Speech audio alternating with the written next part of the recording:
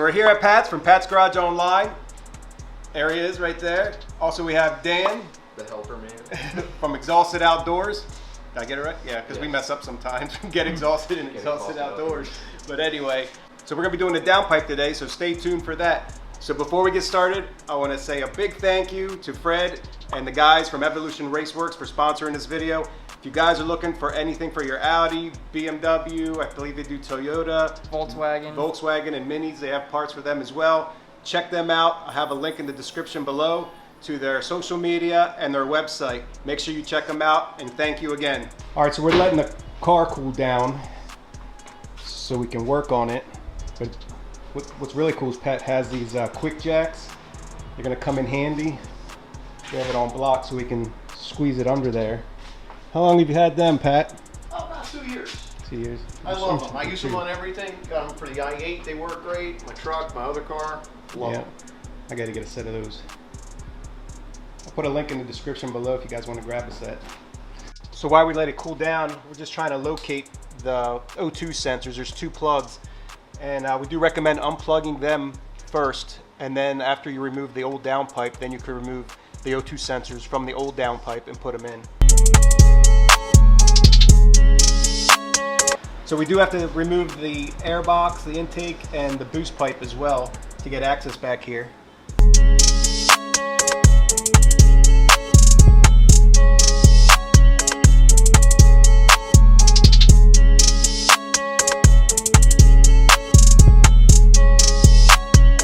All right, so we don't need to remove the boost pipe. I was able to move this foam out of the way, and the 2 sensors are right behind there. This thing, yeah, right there. Yep. There's your 2 sensors. So we unplug them, feed them down, and then we can raise the car and take the downpipe out. It's fresh, brand new, so you know, I might want to use it myself. So the Easy Jack comes with compressor here and the lines. We'll follow it around, gets plugged in, and we're gonna lift her up here in a minute. Dan's got some dental floss. What are you doing with the dental floss? Cleaning my teeth. No, what you want to do is you want to tie up your O2 sensors so you fish. You can use string or dental floss or fishing line, but you go in between the wires there. I don't know how well you can see that. And you just kind of go through, and then you tie it somewhere in the base so it doesn't fall down through. Otherwise, you have to fish it back up, and that's never fun. So I'm just gonna like tie it. Ow, that's hot. I'm not gonna tie it to that. I'm gonna tie it to the vacuum line just to hold it. All right, so we can't use the quick jacks because my lift points are too far apart, and we have the shorter version here. Yeah, this is the standard version. They do make an extended version for extended cars, like even like Tesla, for example, puts their jack point so far out. But I didn't need it for my cars, and unfortunately, I can't use it. All right, guys. So the first thing we got to do is take the belly pan off. It's 8mm screws. I think when we took off last time, I think it was about 17 of them. Yeah, I think it's 17 or 20. Yeah, somewhere around 20. So I'm gonna get those off here.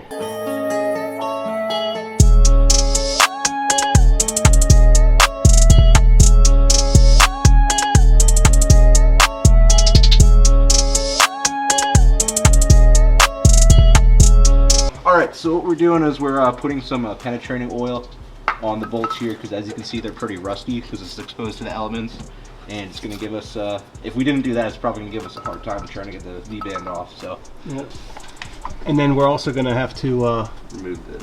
Yeah, we're removing this liner. Yep. And then also we're going to have to remove this plate as well. Yeah, so just in case. I do have metric, but a 13 I don't have. Wait, yeah, I do.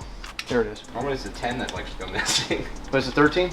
I'm pretty sure. I can test it. Yeah, just find out. Otherwise, you get a nice choice of.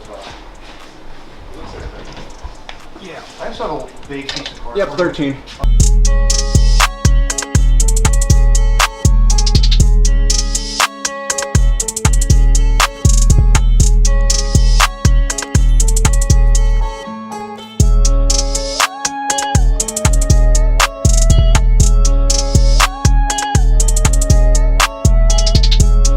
We drive this anymore, so Yeah, you'll be fine. is there one more? No, it's just hooked on the. Yep. Just trying to make sure I'm not catching anything. You got it? So Dan's gonna start unscrewing the downpipe, and I'm gonna remove this plate here so we can unscrew some of the hangers just to give it some play and to pull it out of the downpipe. All right, so then what you want to do is you want to get a deep 15mm socket. That way you can get around the bolt and up in there. And because this one's rusted, I'm not going to use the drill on it. I'm going to use the wrench. So I mitigate the risk of stripping it. So that's never fun. Yeah, so if your bolt is stuck on there like this one is, make sure you use a breaker bar, not a ratcheting wrench, because you will explode the ratcheting wrench.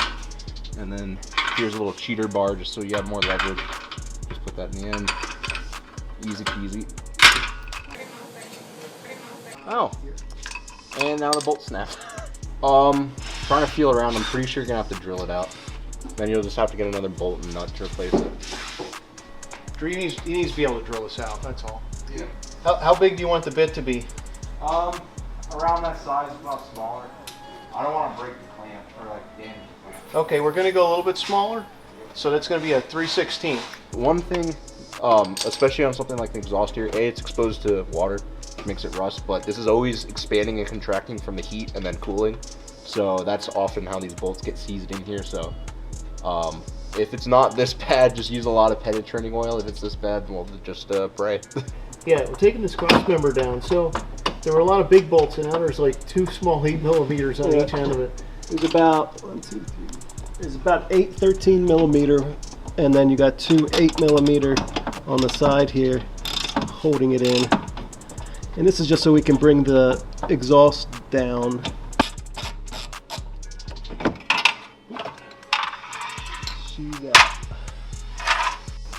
Usually this will tell me, but my battery's dead, so I'm just going to use this and then measure here.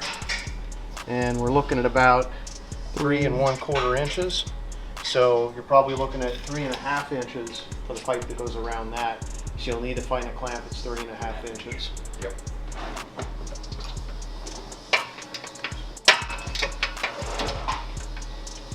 You know, the exhaust clamps here, like you need, but they're too small. Or 2 inch. She's out. All right, guys, so the clamp is right up in here. That's the last one we have to take off there. What size is it? Is that a 13mm as well? Probably 15. All right, let me give it a try and I'll update you, see which one it is. So it is a 13mm, guys. So we got the V-clamp bolt off. It's loose. So everything is unscrewed. The next thing we're gonna have to do is take the exhaust off the hanger so we can have some play and move this back so we can take it off the downpipe, and then we'll be able to pull the downpipe out like needle nose kind of, and he would just put it here and it came right out. But I don't think we have all a right, tool. so You do? I have an e-torch. oh, that yeah, tool. yeah, We're no. talking about the hanger tool that you just it looks goes like in there this. and expands. Oh, It yeah, yeah, expands yeah. it and it just pops it right off. I don't know if I said it before, but what we did is we took the hangers off the rear, the 2 red hangers, and that just gave it enough to wiggle it out. So we got that out. Next thing to do is we can pull this out, but we need to untie the O2 sensors that we have up top, and then we can pull this off. So here's the stock clamp that's spot welded to the exhaust.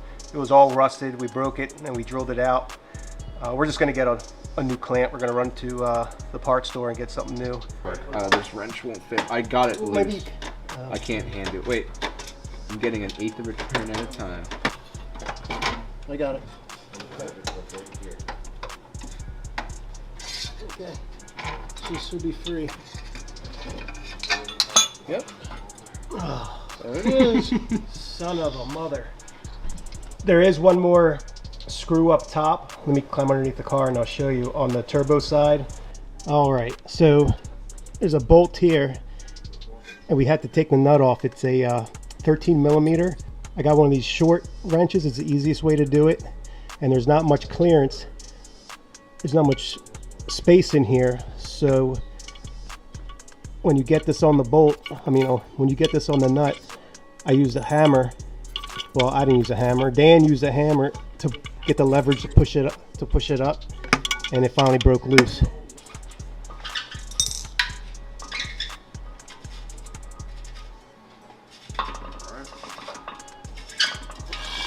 That way we don't forget to order it. That was right there. So there's 35, and there's a line that runs down to the 0. So here's 36. What did I say? 36.88, I think. Yeah, so almost 37. So we'll take it right to there. So this should be the correct torque. So this changes your lever. So you always want to use this at a 90-degree angle. This will give you the correct torque, because if you used it like this, you're actually going to give it more torque than it should take. So anything that's a 90-degree angle here to here, that's correct for any time you're using a crow's foot or anything else that's longer than what sits on here. There it is. So I went ahead and bought a new O2 sensor, and this is the upstream sensor. So I'm going to go ahead and put this one on. Yeah. And I have it set to 36.88. Which is 50 newton meters.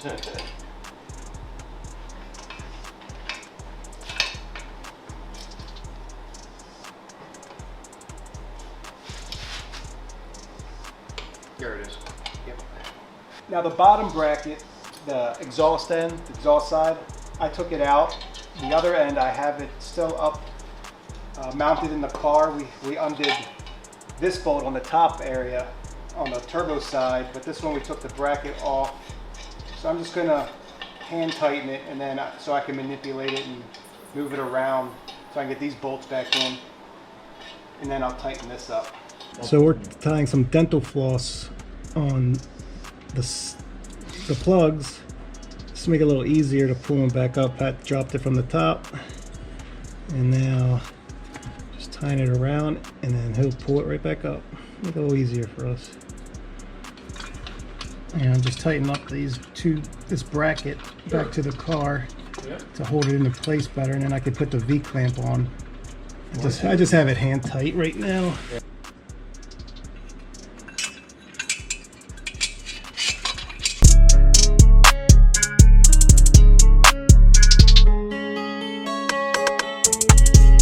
So the V clamp, you just hand tighten it as much as you can. It's, what was it? How many newton meters? 13 newton meters, yeah. Yep. To be exact.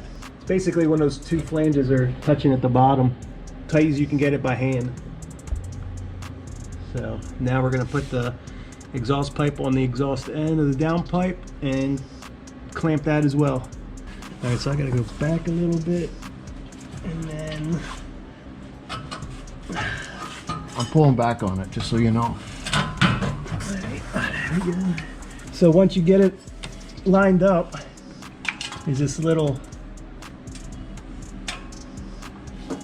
divot. There we go. We don't even need the mallet, I don't think. Start sliding in, and makes it a lot easier with two people. And then you just push it in. See, here it goes. It's slowly sliding up.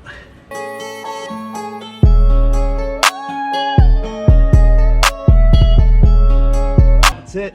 It's it? We're in. All right. So these clamps, we're going to reuse the old one. It's not in bad shape. We have a new bolt. So it comes with these little spacers in between, and they're notched out. This one goes on this side.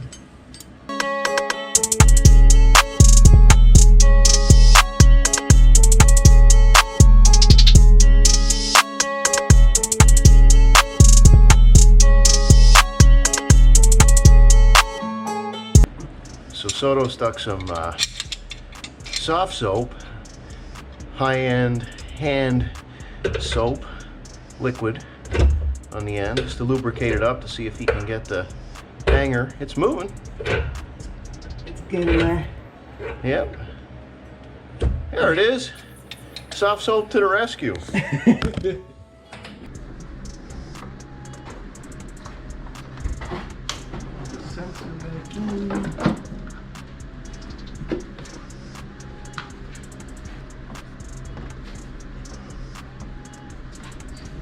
Here's a screwdriver to you.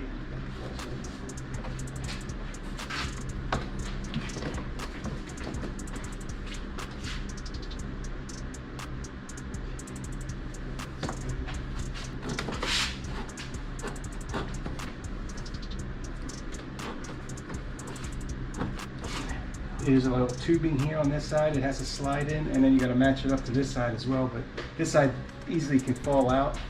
It doesn't have any clips or anything to hold it into place. So that's all in. Everything's connected. The sensor, I connected that. So I guess we can start her up. Yeah, we can start her up. Let's open the garage door, make sure we don't asphyxiate ourselves, and see what happens.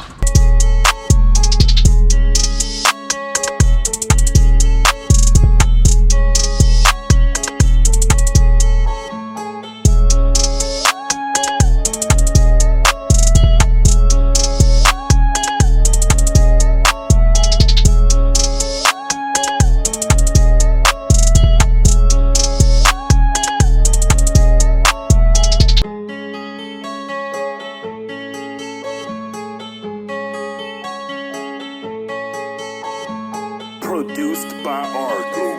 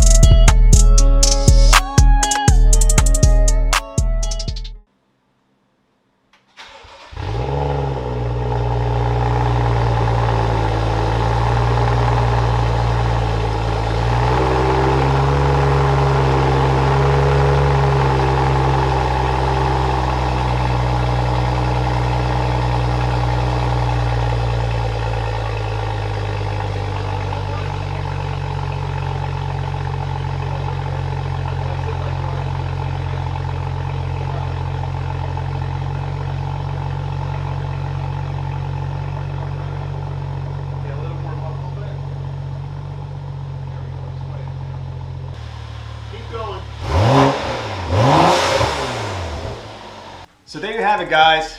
Difficulty wise, if you have the proper tools, you got jacks. The quick jacks didn't work, unfortunately, but if you have the proper tools, it's not too difficult. It's time consuming, especially if you got seized bolts.